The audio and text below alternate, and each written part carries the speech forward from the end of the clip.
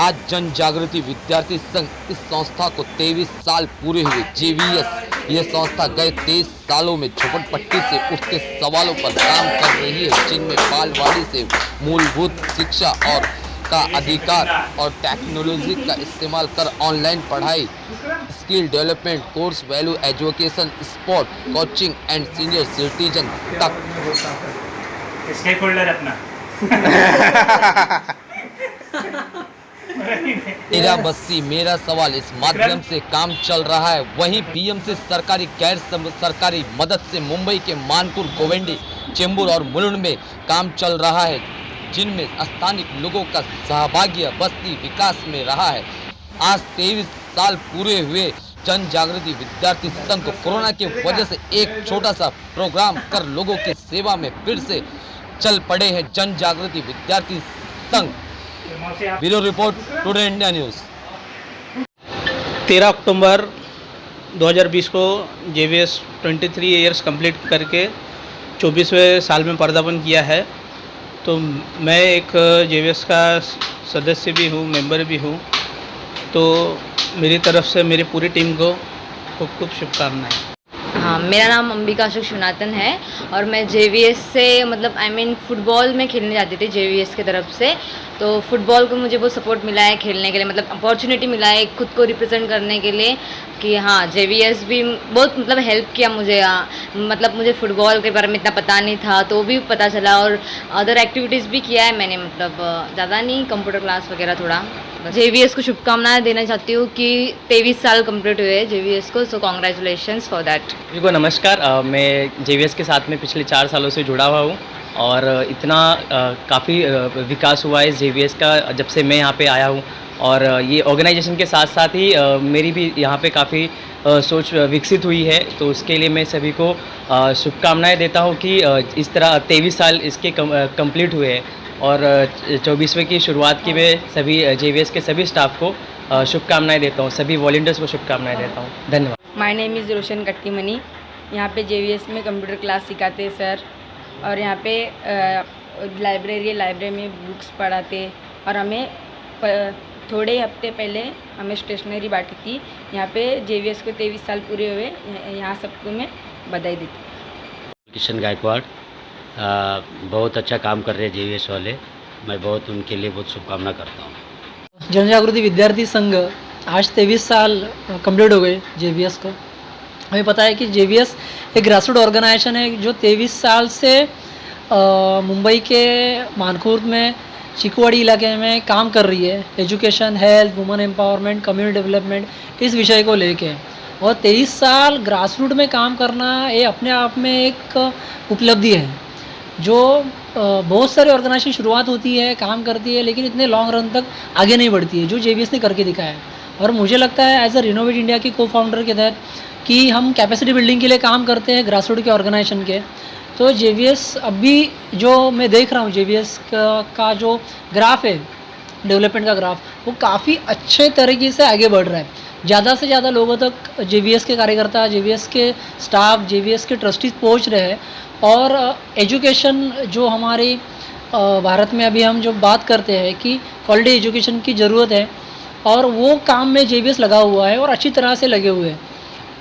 तो मुझे लगता है कि आगे जाके भी जिस तरह से मानखुर्द, गोवंडी, शिवाजी नगर और मुंबई के अलग इलाके में जेवीएस काम कर रही है, उसी तरह से आगे जाके महाराष्ट्र और भारत लेवल पर जेवीएस पहुँचे और इसी तरह के रिज़ल्ट वो आगे जाके हमें दे, जो चूँकि कम्युनिटी का, समाज का, या फिर हमारे भारत का जो सपना है कि एक विकसनशील या फिर विकसित भारत जिसे हम देखने वाले हैं, देखना चाहते हैं, उसमें जेवीएस का एक कुछ ना कुछ वहाँ पर कंट्रीब्यूशन रहेगा। तो मुझे ऐसा लगता है कि मेरी तरफ से, रिनोवेट इंडिया की टीम की तरफ से, जेवीएस की पूरी टीम को, ट्रस्टीज़ हैं, उनके स्टाफ हैं, उनके वॉलंटियर्स हैं, हर एक को ये विजन हासिल करने के लिए शुभकामनाएँ। धन्यवाद। मेरा नाम संतोष सुर्वे है और मैं जन जागृति विद्यार्थी संघ इस संस्था का फाउंडर ट्रस्टी हूँ। बहुत साल तक मैंने अध्यक्ष पद निभाया है, कुछ साल तक मैंने सेक्रेटरी का पद भी यहाँ पे निभाया है संस्था के साथ में। जब चिकुवाड़ी की शुरुआत हुई थी 1996 में, तब ये संस्था का उगम यहाँ पे हुआ था। हमने देखा था कि बेसिक कम्युनिटीज़ क्या होती है। जब हमने चिकुवाड़ी का यहाँ पे स्थलांतर हुआ था, तब हमने देखा था हमें पानी नहीं था, लाइट नहीं था, बच्चों पढ़ने का स्कूल नहीं था, या कोई भी इस तरह का स्ट्रक्चर नहीं था जब बस्ती को स्थलांतरित किया जाता है। तब जन जागृति विद्यार्थी संघ ने ठान ली थी जो हमारे साथ बीत रही है वो औरों के साथ ना बीते, इसलिए हमने वो काम शुरुआत किया था। पर पैसे के अभाव था, हमारे पास कोई सोर्सेस नहीं थे। पर हमारे जो यूथ थे उस टाइम के 96, 97, 98 के दरमियान में, वो सब यूथ में इकट्ठा आए और इकट्ठा आकर यहाँ पे रात के टाइम पे जब लाइट नहीं थी तो मेनबत्ती पर स्टडी क्लास चालू किए थे ताकि बच्चों को शिक्षा का अधिकार मिले। महानगर पालिका के सौजन्य से हमने NFE क्लासेस चालू किए थे यहाँ पे, जिसको हम लोग नॉन फॉर्मल एजुकेशन बोलते हैं, वो स्टार्ट किए। और उसके साथ साथ ये यूथ अकेला यहाँ पे इकट्ठा आए थे, उन्होंने स्ट्रीट प्ले के माध्यम से फंड कैसे रेज करना है इसके ऊपर काम चालू हुआ। और आस्ते आस्ते करके ऐसा पता चला कि आगे आगे बढ़ते गए और बस्ती का एक एक सवाल इस गत के माध्यम से छूटता गया और एक विकास की नीति वहाँ पे बहती गई। आज के स्तर पर देखेंगे तो बच्चे हमारे यहाँ पे नियर बाय 100% लिटरेसी है, सभी बच्चे स्कूल में जाते हैं, ये फ़ायदा है।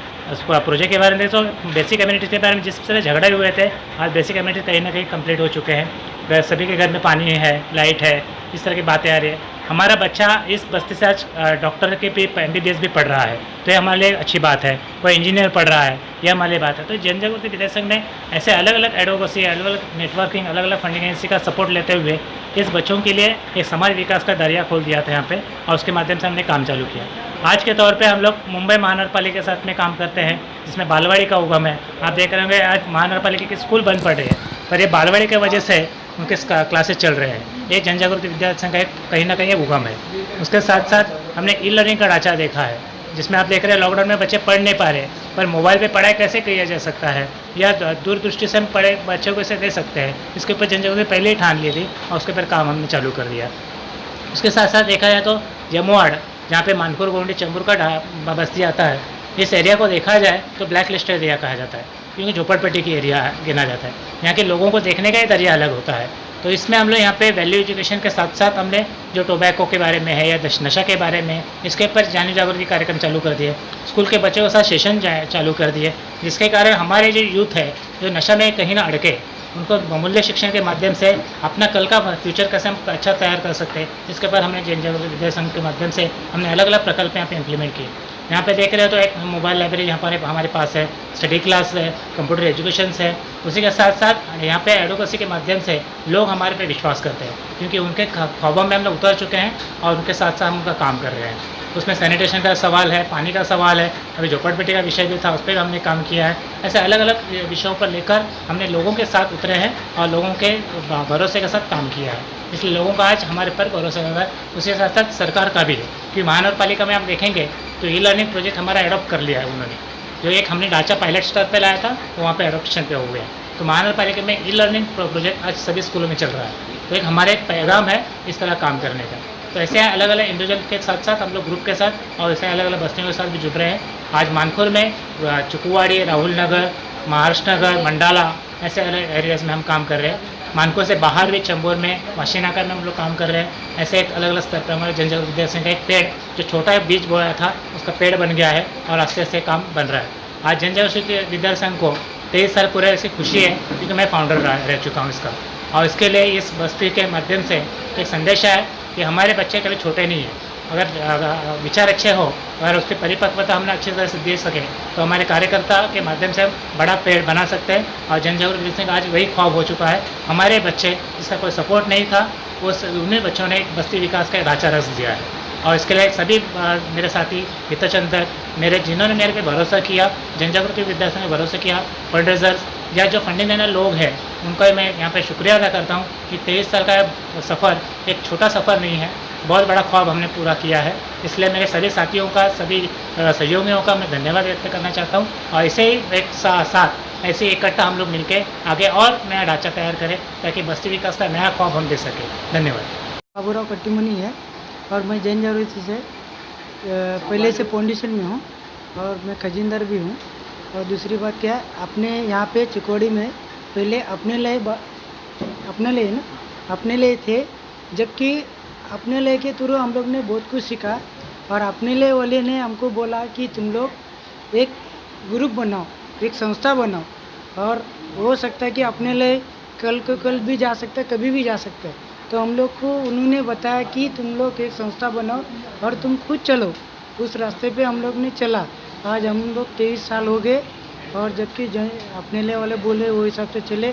और हमारे अध्यक्ष जो भी है संतोष सुर्वे वगैरह, हम लोग के जो और कुछ से नंबर है जो गुजर चुके हैं, मैं उनसे बहुत मिस करता हूँ। और आज 23 साल हो गया, उसकी वजह से मैं सबको शुक्रगुजार हूँ।